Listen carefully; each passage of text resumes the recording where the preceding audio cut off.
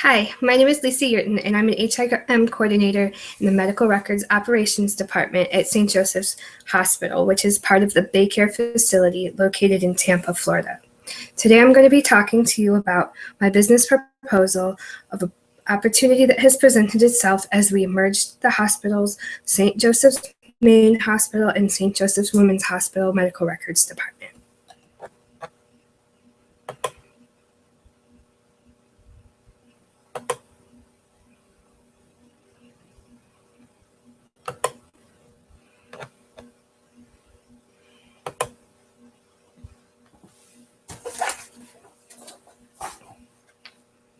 I will never forget the day that my boss called me into her office and broke the news to me. I walked in and she looked frazzled. Her face was the pinkest shade of red I have ever seen on someone, and with almost tears in her eyes, she said, "I am ready to give up." 1,000 thoughts raced through my head before she stated that the St. Joseph's Hospital HIM department was going to be merged with the St. Joseph's Hospital Women's HIM department. I immediately asked if positions were going to be eliminated. Luckily, team member positions were not cut. I felt relieved thinking that the same team members would just carry on as usual. Wrong answer.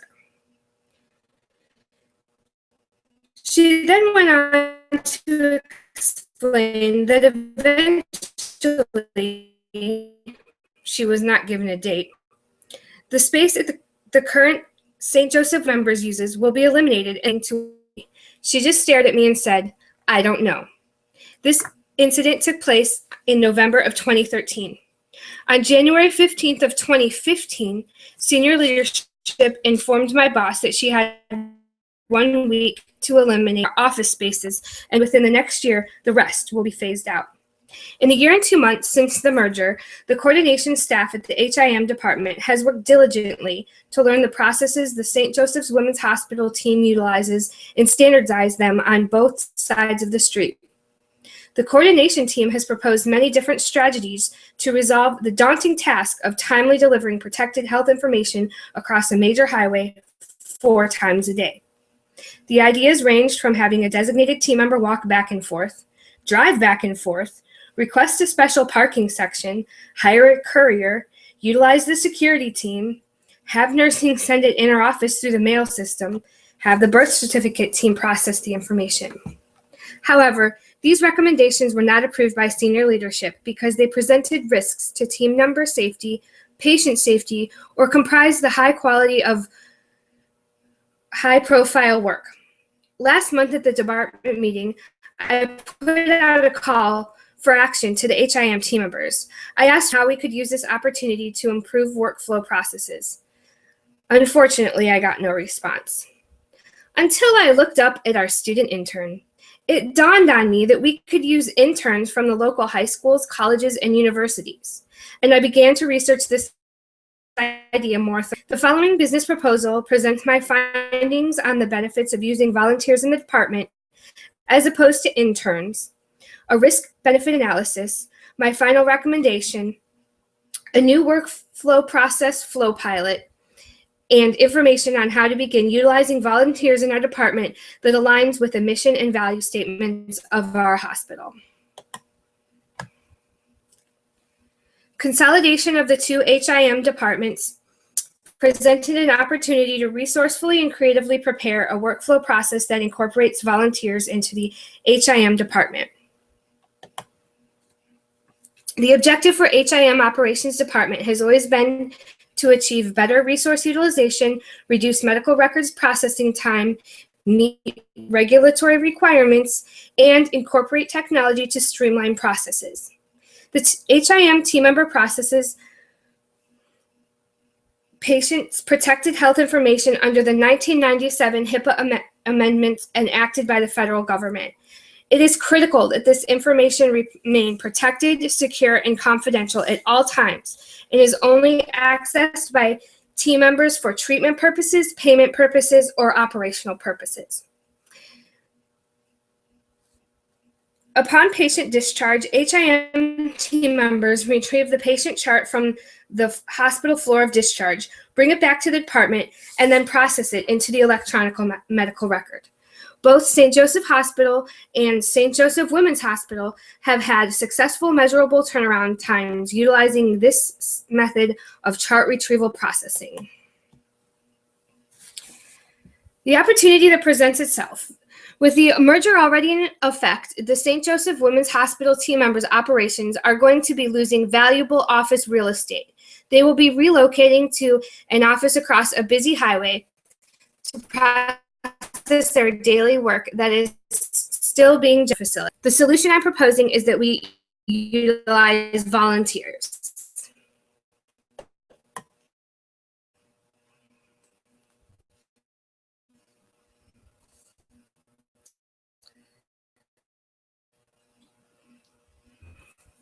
The biggest success factor in the current is that the HIS accountable daycare facilities. Maintaining a low turnaround time helps ensure patient safety, proper and timely completed documentation, and proper coding and billing.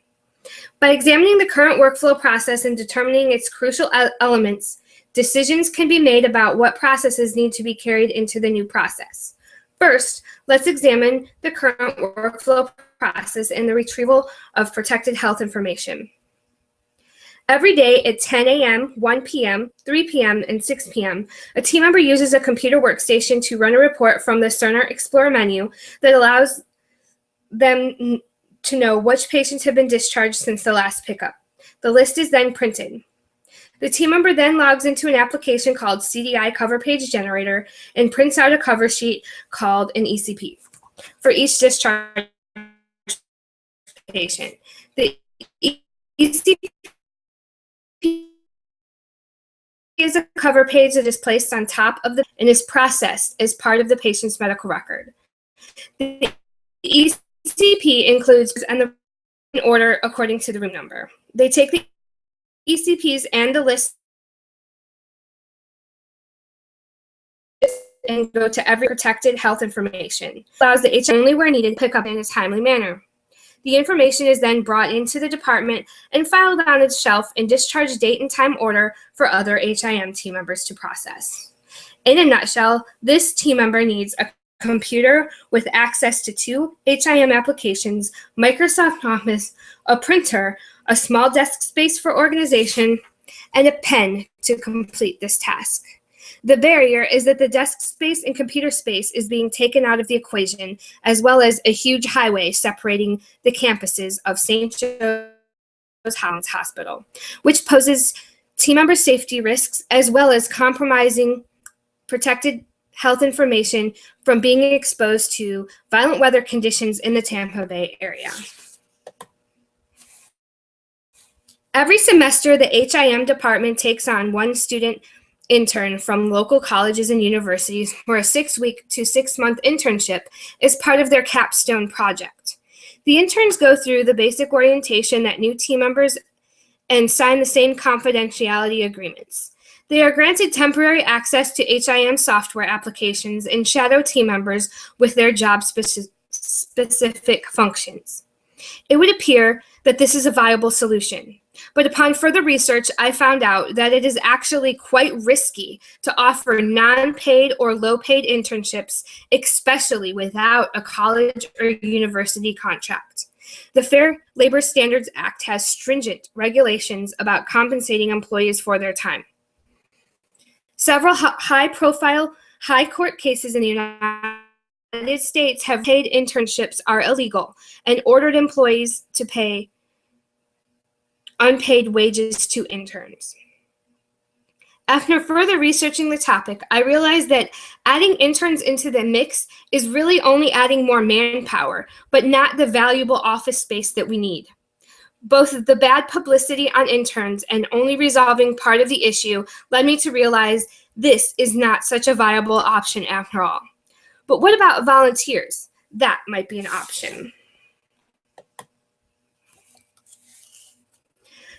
I have seen volunteers all around the hospital, yet we've never had one in our department. During the summer, this place is crawling with them, high school students looking to finish their community service graduation requirements, and college students pushing mail carts. I hear new young phone operators and front desk receptionists. I see middle-aged people working in the displays on the gift shop And even retirees come back and volunteer in the chapel and with the pet therapy program. I decided to delve further and find out the pros and cons of volunteers in the workplace. Like most endeavors, risks are involved. The biggest risks with utilizing volunteers in the workplace is the high level of turnover, training expenses, and recruitment of suitable people. Volunteers are here on their own time and may come and go as they see fit. However, most of them here are for an intrinsic reason. Volunteers are often motivated by an internal desire to support a cause. They may even have more personal accountability than an employee who just shows up for their paycheck. The training expenses for volunteers can become costly. Extra time may be needed to manage and train volunteers, and because they come from all walks of life, their skill sets may be different, leading to different levels of training. On the other hand, training costs still do not amount to the cost of one full-time employee and the Baycare benefit package offered. Finally, recruiting suitable volunteers who are proficient with computers, have a professional work ethic, and the physical capability to walk the required amounts may not be easy to come by. The Baycare Volunteer Program has a recruitment process that allows for the departments to provide specifications for the recruitment. On the upside, the benefits of using volunteers in the workplace include allowing full-time staff to concentrate on the larger picture and specialize in areas of need, expand the ties to the community, and there is office real estate in the volunteer office. Walking and driving back and forth across the highway 4 times a day wastes large amounts of team member time. Fighting traffic as well as finding parking in the garages can be extremely time-consuming and dangerous. Time that full-time employees should be using to focus on processing the paperwork with quality and integrity. A volunteer can be used to retrieve the charts from the various floors. The job market is tough, and it is harder than ever to succeed in landing a job, especially if you only meet the minimum qualifications of the position. More and more high school students and college students are looking for volunteer stints to beef up their resumes. Using volunteers in our department gives us a chance to help develop young students' skills and talents. We are developing the future workforce. Using volunteers also allows our department to test out and network with potential candidates when they meet the credentials of the full-time employment positions. Finally, the volunteer program at St. Joseph's Women's has an office and desk space for volunteers to perform their tasks. This solves both of the manpower and the office space issue.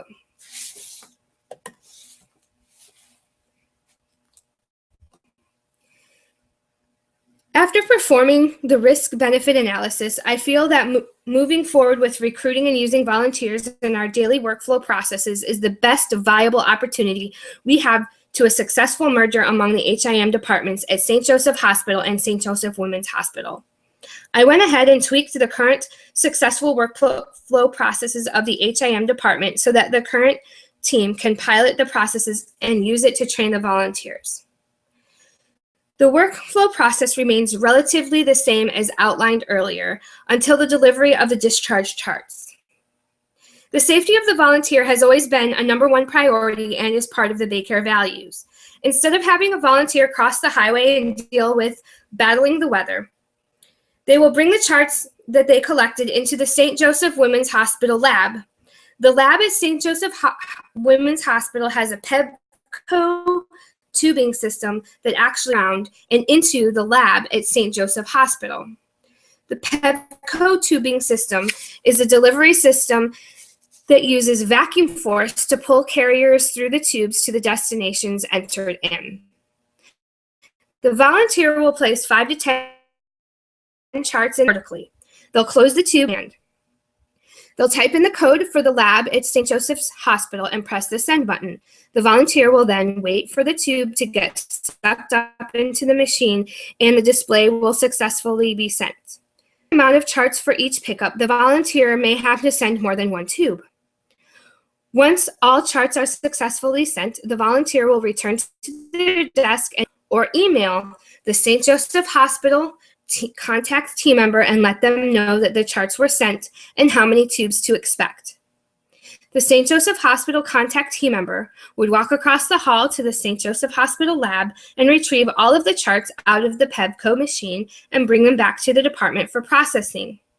If the PEVCO machine is down or fails, the volunteer will also relay this message to the St. Joseph Hospital contact team member, who can log a ticket with the help desk and have the machine serviced to get this tube system operational. While working on the new flow process, I did a study based on the current number of pages picked up daily for the last 2 weeks. The table in front of you shows the daily results and averages. For the 2-week sample, the average amount of pages picked up is 4,708 pages per day. Each PEVCO tube can hold 250 pages. A volunteer can average sending approximately 19 tubes per day. I estimate that that will equate to about 5 tubes per every round of chart pickups. This will not hold up regular lab processes. It is my final recommendation that we utilize the Baycare Volunteer Network and Internship Program to facilitate the successful delivery of confidential protected health information. The time to act is now. The HIM department needs to submit an online request found on the Baycare intranet to the volunteer office outlining the specific needs and qualifications of the volunteers the department is looking for. The volunteer office will create a service guideline and send it back to the HIM department for approval. Upon approval, the volunteer office will begin matching volunteer applications with the service guide. Once volunteers are matched, they will be sent to the HIM department for review and overview of the project. If both parties agree to the project, the volunteer will be required to complete the HIPAA comprehensive training. Once this training is complete, the HIM manager can request limited computer access and begin training the volunteer. I have included in packets the Baycare policies and procedures in the appendix section. Let's be proactive and get the recruitment process underway so the HIM team is prepared and, together with the help of our new volunteers, engage in the successful completion of the HIM department merger. Go forth and do great things.